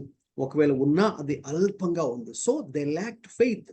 శిష్యుల్లో కూడా యేసు ప్రభుతో ఉంటూ ఉన్నారు, కానీ ఆయన బోధలు వింటూ ఉన్నారు, కానీ వ్యక్తిగతంగా ప్రభు మీద అయితే వారికి విశ్వాసము చాలా సందర్భాలు లేదు అని కూడా చెప్పచ్చు. ఇంకా తోమా అయితే నేను అసలు నమ్మను ప్రభు వారు తిరిగి లేచారంటే అన్నారు ఆయన. పేతురు సరే మన గురుగారికి చనిపోయారు కాబట్టి ఇంకా మన భవిష్యత్తు ఏంటి, మన గతి ఏంటి ఇంకా, కాబట్టి రండి అందరూ తిరిగి వెళ్ళి చేపలు పట్టుకుందామని మళ్ళీ అందరూ వెళ్ళిపోయారు కదండి.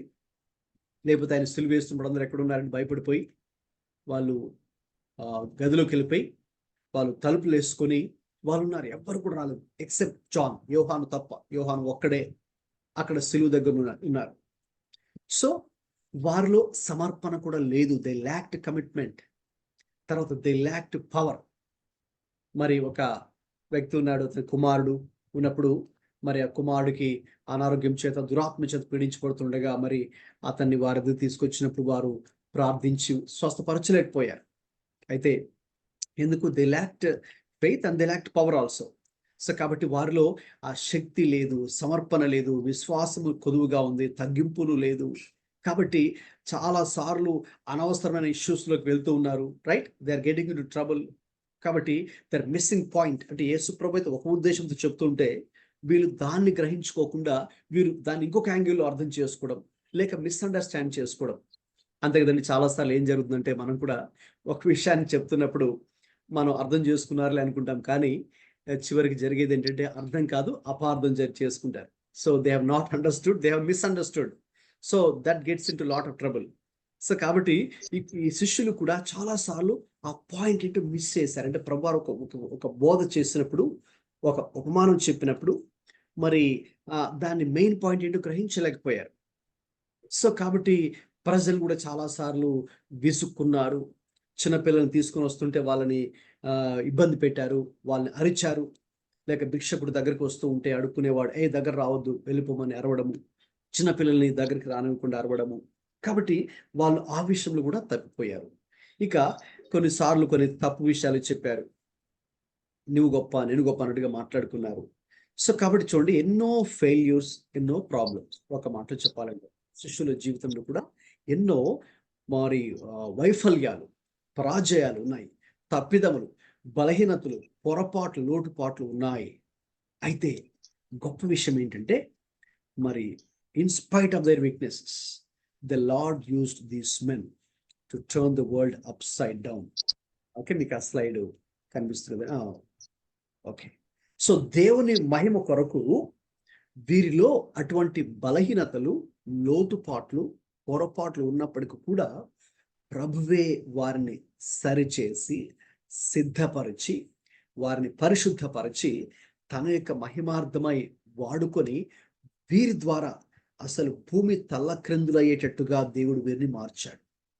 అందుకే కదండి, వీరికి ప్రయాణమై వెళ్తూ ఉంటే ఒక గ్రామానికి వెళ్తే ఆ గ్రామంలో ప్రజలు ఏమని చెప్పుకునేవారండి? ఆ రోజుల్లో అపోస్తల కార్యాలు మనం చూస్తాం కదండి, ఇదిగో భూమిని తలక్రిందులు చేయవారు ఇక్కడికి వచ్చి ఉన్నారు.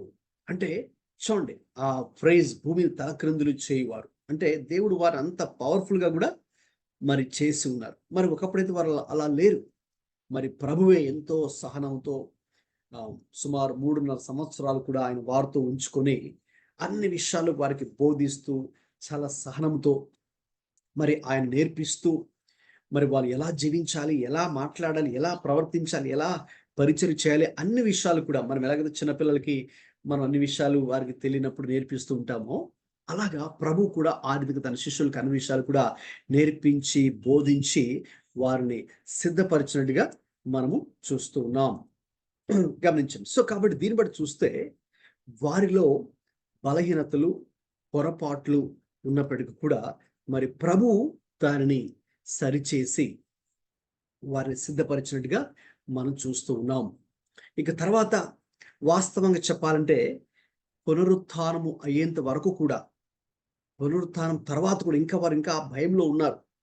చాలా మంది పునరుత్థానం చెందారని కూడా నమ్మలేదు. అందుకే సిలువ దగ్గర ఈ శిష్యులు ఎవరు లేరు, ఒక యోహాను తప్ప. అలాగే పునరుత్థానం రోజు కూడా మరి శిష్యులు ఎవరు లేరు. ఇంకా చెప్పాలంటే వీరికంటే కూడా యేసుక్రీస్తు కొంతమంది శిష్యులుగా స్త్రీలు కూడా కొంతమంది ఉన్నారు. అంటే అఫ్ కోర్స్ అఫీషియల్ గా ఈ 12 లేరు కానీ, బట్ వీళ్ళతో పాటుగా ఇంకా చాలా మంది స్త్రీలు కూడా ఉన్నారు.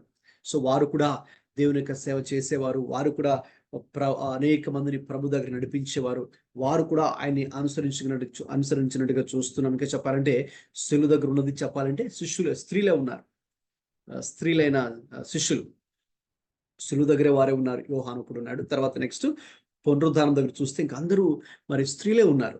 ఇది చెప్పాలంటే అప్పటి వరకు ఇంకా వాళ్ళు ఇంకా భయంతోనే తలుపులు వేసుకొని, ఎందుకంటే యూదులకు మరి ఆ యొక్క యూదా నాయకులకు ఒకవైపు, మరొక సైడు రోమా ప్రభుత్వపు నాయకులు కూడా భయపడి శిష్యులందరూ కూడా ఉన్నటువంటి పరిస్థితుల్లో మరి పునరుద్ధానం తర్వాతే, ప్రభు వారికి ప్రత్యక్షమైన తర్వాతే చెప్పాలంటే వారిలో ఇక నెమ్మదిగా ప్రభు మీద పూర్తి విశ్వాసం రావడం కానీ, ఇంకా చెప్పాలంటే ప్రభు ఇంకా చివరి వారికి ఇచ్చిన ఆజ్ఞ, ఇక తర్వాత ఇంకా ఆ ఒలీవ కొండ మీద నుంచి ఆయన పైకి ఆరోహణం అవ్వడము, ముఖ్యంగా దాని తర్వాత పెంతెకోస్తు యొక్క పండుగ దినమున పండుగను ఆచరించడానికి మరి అనేక మంది అక్కడికి వచ్చినప్పుడు మరి మనం చూస్తాం కదండి. ప్రభువే చెప్పారు, మీరు యెరూషలేములో కనిపెట్టుకుని ఉండండి మేడగదిలోని.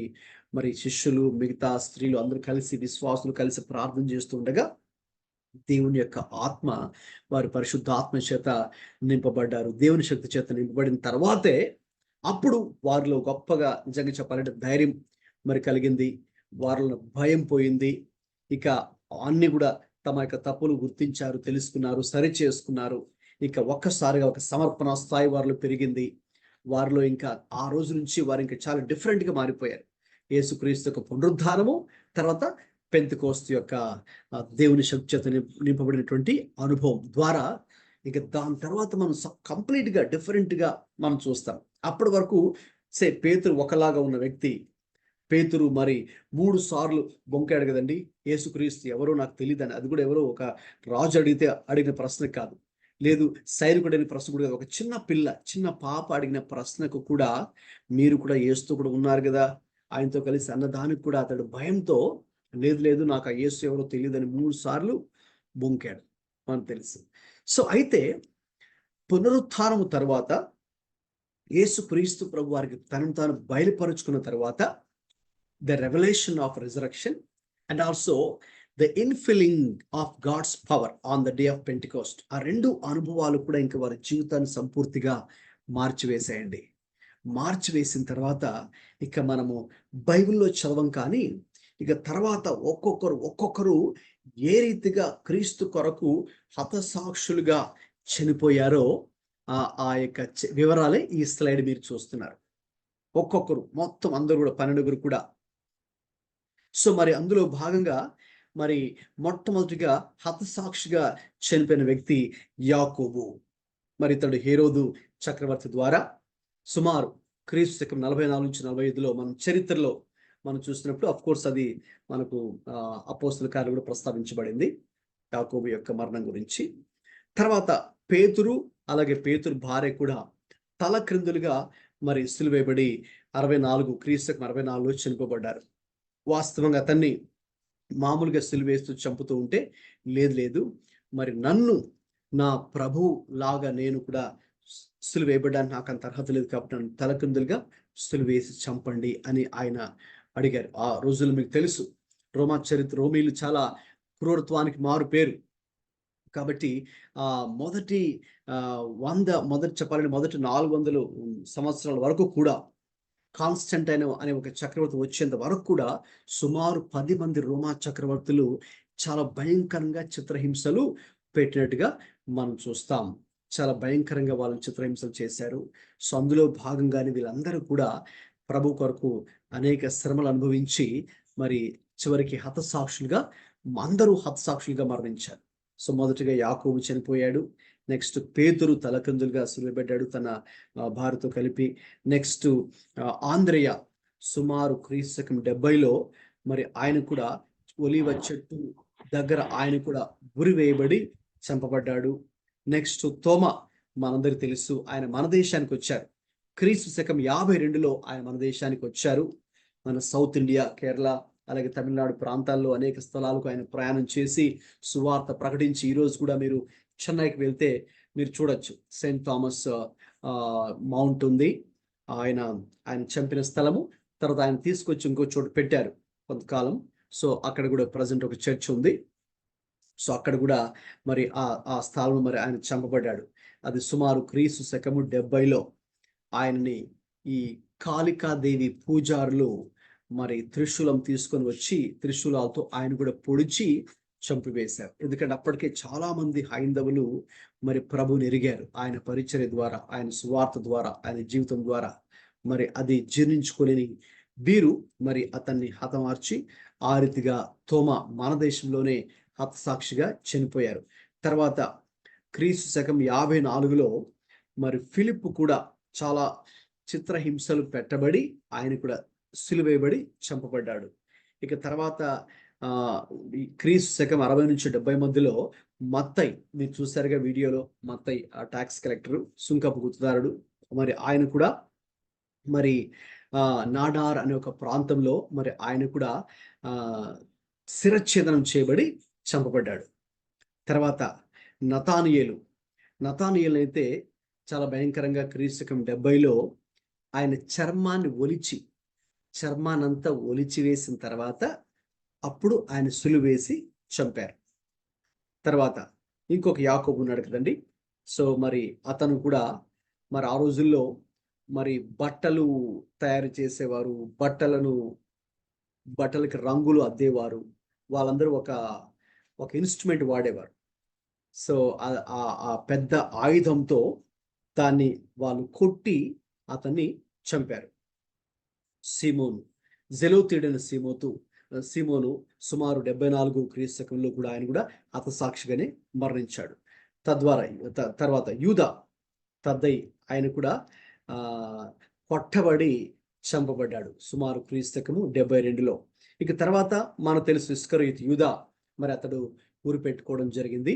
ఇంకా దాని తర్వాత అపోస్తలు మరి ప్రభు మొట్టమొదటిగా 12 ఎన్నుకున్నారు కాబట్టి ఇంకొక వ్యక్తి మరి మనకి ఆయన ప్లేస్ని ఫిల్ చేసే వ్యక్తి ఉండాలి అని ప్రార్థించినప్పుడు మరి దేవుడు మత్తీయ అనే వ్యక్తి, అది మన అపోస్తల కార్యాలు 1వ అధ్యాయం చూస్తాం. సో మత్తీయానికి చీట్లు పడగా వచ్చాయి కాబట్టి అతను ఎన్నుకున్నారు. మరి ఆయన కూడా సువార్త ప్రకటించారు.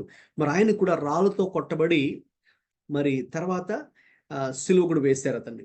సుమారు క్రీస్తు శకం 70లో అతన్ని రాళ్ళతో కొట్టి తర్వాత సిలువకు వేసి ఆ రీతిగా చంపబడ్డాడు.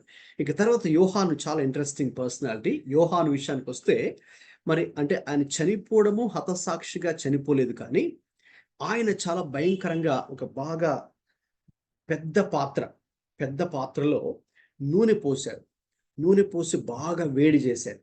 మరిగే నూనెలో యోహాన్ని పడేశారు అందులో. అంటే ఆల్మోస్ట్ ఆయిల్ ఫ్రై చేశారు. ఆయన ఆయిల్లో ఫ్రై చేస్తే ఆయన చనిపోలేదు. చెప్పాలంటే ఆయనకి ఎటువంటి ఇది కూడా అవ్వలేదు. అందరూ ఆశ్చర్యపోయారు. సరే, అప్పట్లో ఉన్నటువంటి మరి ఆ చక్రవర్తి భౌతికంగా అతన్ని హింసించాలని ట్రై చేశారు, ఫిజికల్ టార్చర్ చేయాలని చూశారు, కానీ అవ్వలేదు. సో సరే అని అతను బయట తీయించి ఇక నెక్స్ట్ మెంటల్ టార్చర్ స్టార్ట్ చేశారు. ఎలాగంటే అతన్ని ఒంటరిగా పద్మాసు అనే ద్వీపానికి అక్కడికి పంపించారు. సో పంపిస్తే అలాగైనా సరే ఒంటరితనంలో మరి అప్పటికే మరి వృద్ధాప్య దశలో ఉన్నాడు కాబట్టి ఎవరు ఇంకా అక్కడ బిక్కుమంటూ ఉండే స్థలము, ఎవరు చుట్టూ ఉండరు, అండ్ చుట్టూ నీళ్లు ఉండేటువంటి స్థలం, ఒంటరివాడిగా గడపలు కాబట్టి ఆ భయం చేత మేబీ హార్ట్ ఫెయిల్ అయిపోయి చనిపోతాడు అనుకొని పంపించారు. అయితే అక్కడ కూడా ఆ పని జరగలేదు. ఇంకా చెప్పాలంటే అక్కడ ఉన్నప్పుడే దేవుడు అతనికి ప్రకటన గ్రంథాన్ని కూడా దేవుడు ఇవ్వడం జరిగింది. సో ఇక తర్వాత ఆ విషయాన్ని గ్రహించిన వ్యక్తి మరి యోహాన్ని విడుదల చేయడం కూడా జరిగింది. రిలీజ్ చేసిన తర్వాత ఎఫెసులో కొంతకాలం ఉన్నారు యోహాన్ గారు. ఉండి తన వృద్ధాప్య దశలో న్యాచురల్ డెత్, సహజ మరణాన్ని అతడు చనిపోయాడు. అయితే సహజ మరణానికంటే ముందు మీకు చెప్పాను కదండి. సో ఆయన పడినటువంటి ఆ బాధ ఆ నూనెలో, బాగా వేడి నూనెలో పడవేశారు. సో కాబట్టి హతసాక్షిగా చనిపోకపోయిన క్రీస్తు కోసం శ్రమలైతే, హింస అయితే ఆయన కూడా అనుభవించారు. అలాగే పేతురు నీరో చక్రవర్తి కాలంలో సుమారు క్రీస్తు శకం 67లో రోమాలో ఇతన్ని కూడా శిరచ్ఛేదనం చేసి ఇతన్ని కూడా చంపివేశారు. చూడండి. సో ఈ రీతిగా శిష్యులందరూ కూడా క్రీస్తు కొరకు హతసాక్షులుగా చనిపోయారు. సో ఏ రీతిగా హతసాక్షులుగా చనిపోయారో ఒక చిన్న వీడియో చూద్దాం.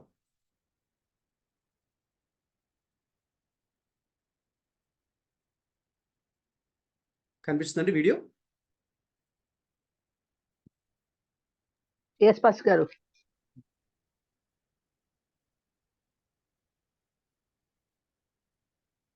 ఆడియో వస్తుందండి? నో ఆడియో అండి.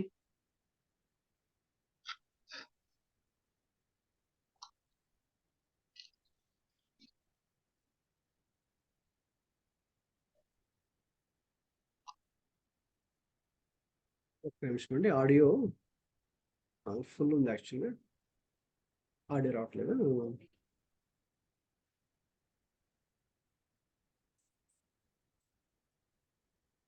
ఇది ఆడియో రావట్లేదు. 1 మినిట్ అండి, జస్ట్ చెక్ చేస్తున్నాను ఆడియో.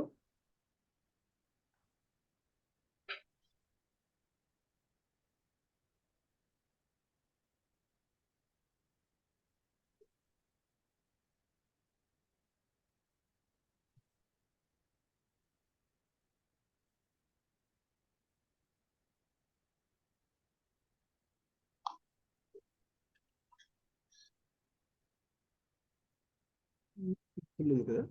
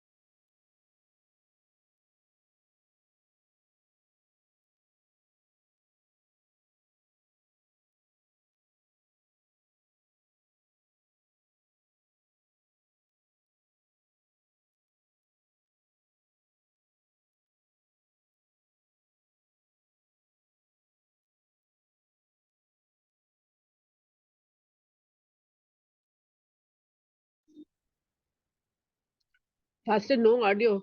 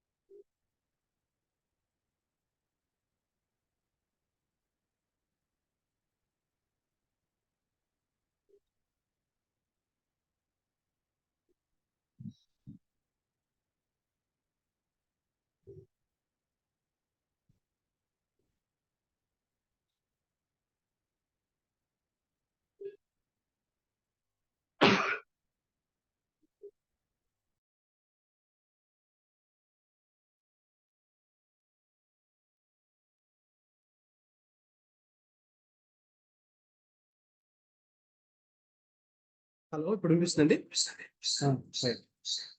Yes. Okay, okay. అయితే ఒక్కసారి వీడియో కూడా రావట్లేదా? చూస్తుందా? ఈ వీడియో ఆడియో వినిపిస్తుందండి? లేదు, సరే, నో ప్రాబ్లం. వీలైతే మీకు అది తర్వాత మీకు షేర్ చేస్తానండి. ఓకే, సో మనం చూసినప్పుడు ఏ రీతిగా యేసుక్రీస్తు ప్రభు యొక్క శిష్యులు మరి అందరూ కూడా క్రీస్తు కొరకు హతసాక్షులుగా చనిపోయారో మనం అక్కడ చూసాం, రైట్? సో ఇక్కడ ఇది మీకు చూసినప్పుడు ఓకే, మీ ఫీలింగ్స్ కానీ లేకపోతే మీరు అనుకుంటున్న విషయాలు కానీ, లేకపోతే ఎందుకంటే మనం కొన్ని విషయాలు చదివినప్పుడు మనకు కొన్ని విషయాలు అర్థమవుతాయి, కొన్ని చూసినప్పుడు మనకు కొన్ని విషయాలు అర్థమవుతాయి కదండి.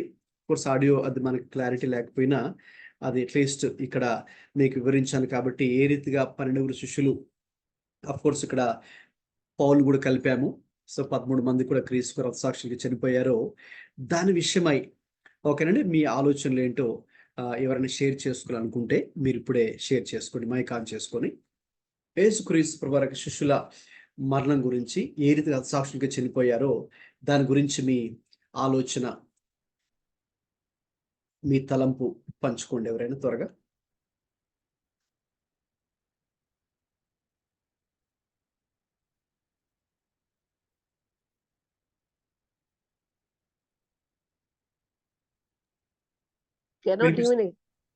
Cannot even imagine that kind of suffering they must have gone through. It was too difficult to see also what was very painful. And I doubt whether we will be able to withstand that kind of persecution. Yes.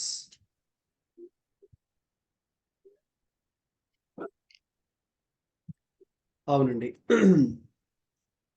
Of course మనకైతే ప్రస్తుతం అంత హింసలు లేవు, కానీ మరి ఏ రీతిగా మరి మనకు మరి హింసలు కనుక ప్రారంభమైతే ఏ రీతిగా మనం ప్రభు కొరకు ఎలా జీవించగలం అనేది that is initial thought of mine also. ఇంకా ఇది విన్నప్పుడు మీ తలంపులు ఎలా ఉన్నాయి మిగతా వారు కూడా పంచుకోండి. ఇంకొక 2-3 you can share your thoughts on this. లేకపోతే ఇది మీరు విన్నప్పుడు మీలో వచ్చిన ఏదైనా ఒక సమర్పణ కానీ లేకపోతే ఒక ఆలోచన కానీ, దేవుడిచ్చిన ఆలోచన మీరు పంచుకోవచ్చు మిగతా వారు కూడా.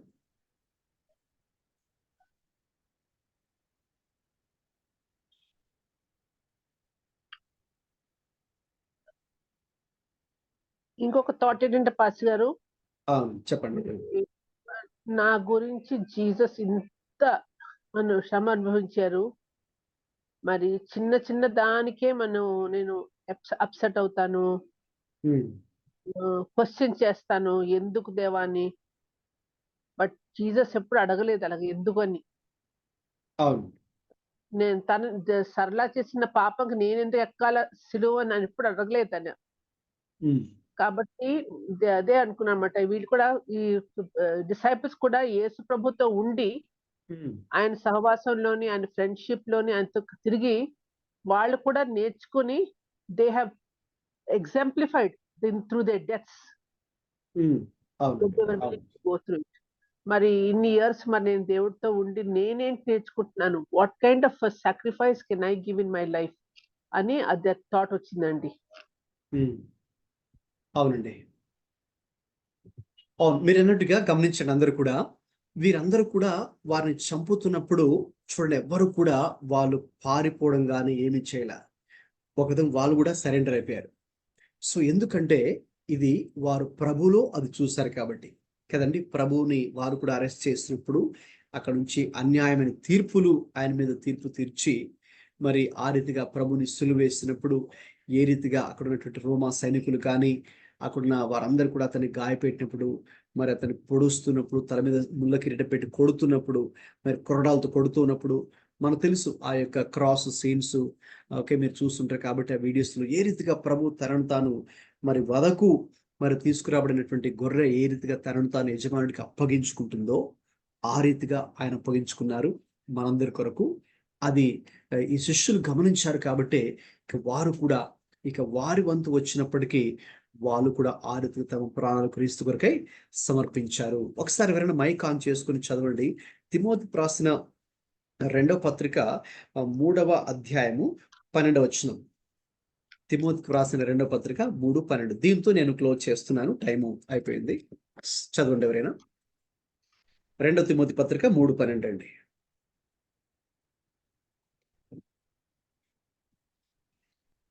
Second Timothy chapter 3 verse 12. క్రీస్తు యేసునందు సద్భక్తితో బ్రతుకను ఉద్దేశించు వారందరూ హింస పొందుదురు. గమనించండి, క్రీస్తు యేసునందు సద్భక్తితో బ్రతుకును ఉద్దేశించు వారందరూ హింస పొందుదురు. గమనించండి పౌలు చెప్తున్న మాటలు. సో మరి పౌలు ఇది చివరి పత్రిక. ఆయన ఇది రాస్తున్నప్పుడు ఇక కొన్ని రోజుల్లో అతన్ని కూడా శిరచ్ఛేదనం చేయబోతున్నాడు నీరో చక్రవర్తి. మరి అది ఇక్కడ మనం చూసాం, లాస్ట్ ఇక్కడ మీకు చూపించాం స్లైడ్లో. రోములో సుమారు 67 శతాబ్దం 67లో పౌలుని నీరో శిరచ్ఛేదం చేసి చంపించారు. సో కాబట్టి అది చేయడానికి ముందు చెప్తున్న మాటలు అండి ఆయన. So this is the last letter written by Paul. క్రీస్తు యేసునందు సద్భక్తితో బ్రతుకును ఉద్దేశించు వారందరూ హింస పొందుదురు. అంటే ఖచ్చితంగా ఎవరైతే మంచి భక్తి చేయాలని ఆశిస్తారో, క్రీస్తు కోసం చక్కని జీవితాన్ని జీవించాలి, క్రీస్తు కోసం నేను సాక్షిగా బ్రతకాలి అని ఆశిస్తారో, ఏదో ఒక సమయమందు ఎవరి ద్వారానో ఒకరి ద్వారా తప్పకుండా ఈ జీవితంలో హింస అనేది తప్పకుండా ఉంటుంది. యేసుక్రీస్తు కోసం హింస అనేది మనం దాన్ని తెలుసుకోవాలి, దానికి సిద్ధపడాలి. ఎందుకంటే ప్రభువే చెప్పారు, లోకము మరి నన్ను ద్వేషించింది కాబట్టి మిమ్మల్ని కూడా ద్వేషిస్తుంది. కాబట్టి మరి ఈ లోకంలో మీకు శ్రమలు కలుగును. కాబట్టి మిమ్మల్ని మీరు సిద్ధపరచుకోండి. ఎందుకంటే ఏదైనా శ్రమ వచ్చినప్పుడు అప్పటికప్పుడు మనం ఏదో షాక్లోకి వెళ్ళడం కాదు, ముందుగానే ఈ విషయాన్ని గ్రహించి వాక్యాన్ని గ్రహిస్తే మనం సిద్ధపడి ఉంటాం కదండి. మెంటలీ ప్రిపేర్డ్గా ఉంటాం, సిద్ధపడి ఉంటాం. కాబట్టి ఇక దాన్ని ప్రభు కోసం వెళ్ళడానికి మనం ఇక వెనుకాడం, మనం ఇక భయపడం, ప్రభు కోసం దాన్ని తీసుకుంటాం. కాబట్టి గమనించండి, శిష్యులుగా యేసుక్రీస్తు ప్రభు కోసం మనం జీవించాలి అంటే మనం యేసుక్రీస్తు ప్రభు కొరకు జీవించాలి. సాక్షులుగా ఈ భూమి మీద ఉన్నంత కాలము అవసరమైతే మనం క్రీస్తు కోసము హతసాక్షులుగా కూడా మరి మన ప్రాణాన్ని అర్పించడానికి కూడా మనం సిద్ధపడాలి. అందుకేనండి అపోస్తల కార్యాలు 1వ అధ్యాయము 8వ వచనాన్ని మనం చూసినప్పుడు, అపోస్తల కార్యం 1వ అధ్యాయం 8వ వచనం, ఆయనను పరిశుద్ధాత్మ మీ మీదకి వచ్చినప్పుడు మీరు శక్తి నొందుదురు గనుక మీరు యెరూషలేములోను యూదయ సమరయ దేశంలో ఎందంతటను భూ దిగంతముల వరకును నాకు సాక్షులై ఉందురని వారితో చెప్పెను అని వ్రాయబడిందండి. Book of Acts chapter 1 verse 8. So ప్రభు కొరకు మనం సాక్షి. Book of Acts chapter 1 verse 8 అండి. సో ప్రభు second Timothy 3:12. Okay, thank you.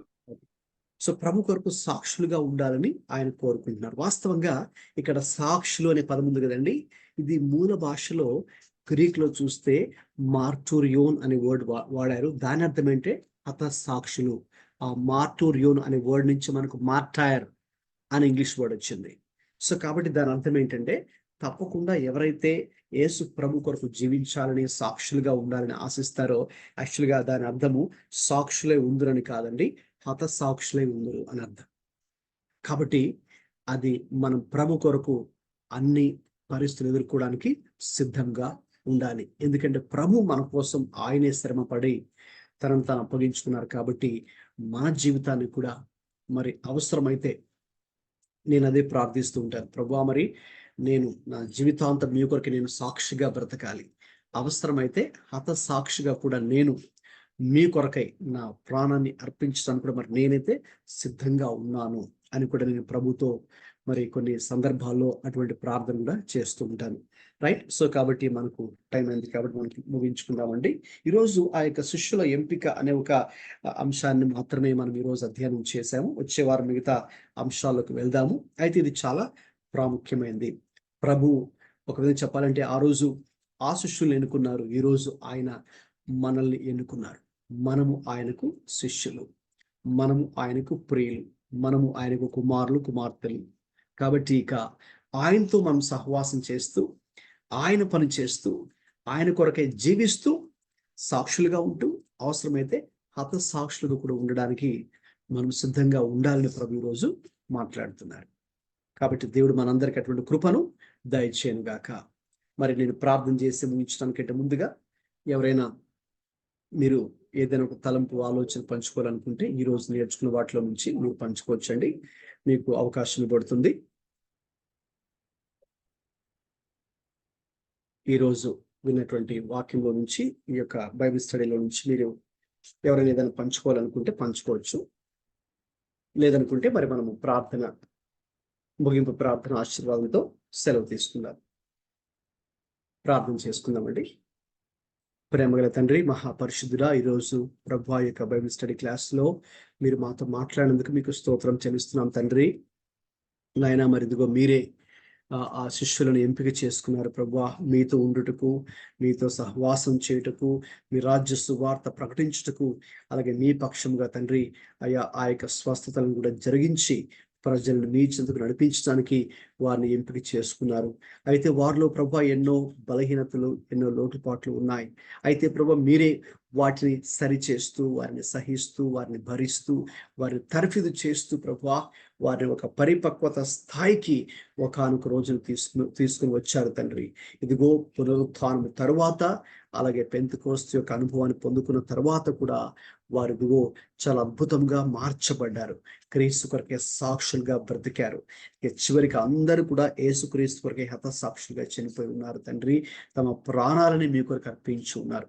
మీరు ఎలాగైతే మా కొరకే ప్రాణం అర్పించి ఉన్నారో, ఇక మేము కూడా ప్రభువా మా జీవితాంతము అయ్యా మీ యొక్క చిత్తాన్ని చేస్తూ, మీ పనిని చేస్తూ, అవసరమైతే మా యొక్క ప్రాణములను సైతం మీకు అర్పించడానికి మేము వెనుకాడకుండా సిద్ధముగా ఉండుటకు అటువంటి కృప మా అందరికీ కూడా దయచేసి నడిపించమని ఈ గ్రూప్లో ఎవరైతే ఉన్నారో ప్రభువా ప్రతి ఒక్కరి గురించి ప్రార్థిస్తున్నాను.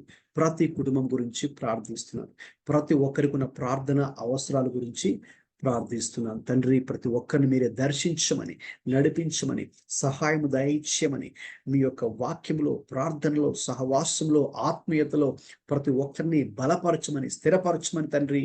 మేము అందరూ కూడా ప్రభువా క్రీస్తుకి అయ్యా మరి క్రీస్తుకు సంతోషం కలిగించే వారిగా జీవించడం కావలసిన కృపను మా అందరికీ దయచేయమని యేసుక్రీస్తు ప్రభువు పరిశుద్ధ నామములో ప్రార్థిస్తున్నాము తండ్రి. ఆమేన్. ఆశీర్వాదం తీసుకుందామండి. ఇప్పుడు మన తండ్రి అయిన దేవుని ప్రేమయు, మన ప్రభు అయిన యేసుక్రీస్తు కృపయు, పరిశుద్ధాత్మ దేవుని తోడు సహవాసం మనందరికీ ఇప్పుడు ఎల్లప్పుడూ సదాకాలం తోడే ఉండి నడిపించును గాక. ఆమేన్. అందరికీ ప్రైజ్ లార్డ్ అండి. God bless you all. ఒకవేళ thank you so much. Welcome అండి. ఎవరికైనా ఇది రికార్డెడ్ సెషన్ కావాలనుకుంటే మీరు మమ్మల్ని కాంటాక్ట్ చేయండి, మీకు పంపిస్తాం. వచ్చే వారం మనం కూడా ఇలాగే కలుసుకుందాం. ఒకవేళ చేంజ్ ఏదైనా ఉంటే మీకు నోట్ రూపంలో మీకు పంపిస్తాను. చిన్న టైమింగ్ చేంజ్ ఏదైనా ఉంటే కనుక లింక్తో పాటు నోట్ పంపిస్తాను. అది ఒకసారి మీరు చూసుకుని ఆ టైమింగ్ ఫాలో అయితే సరిపోతుంది. రైట్ అండి. Thank you all. God bless you.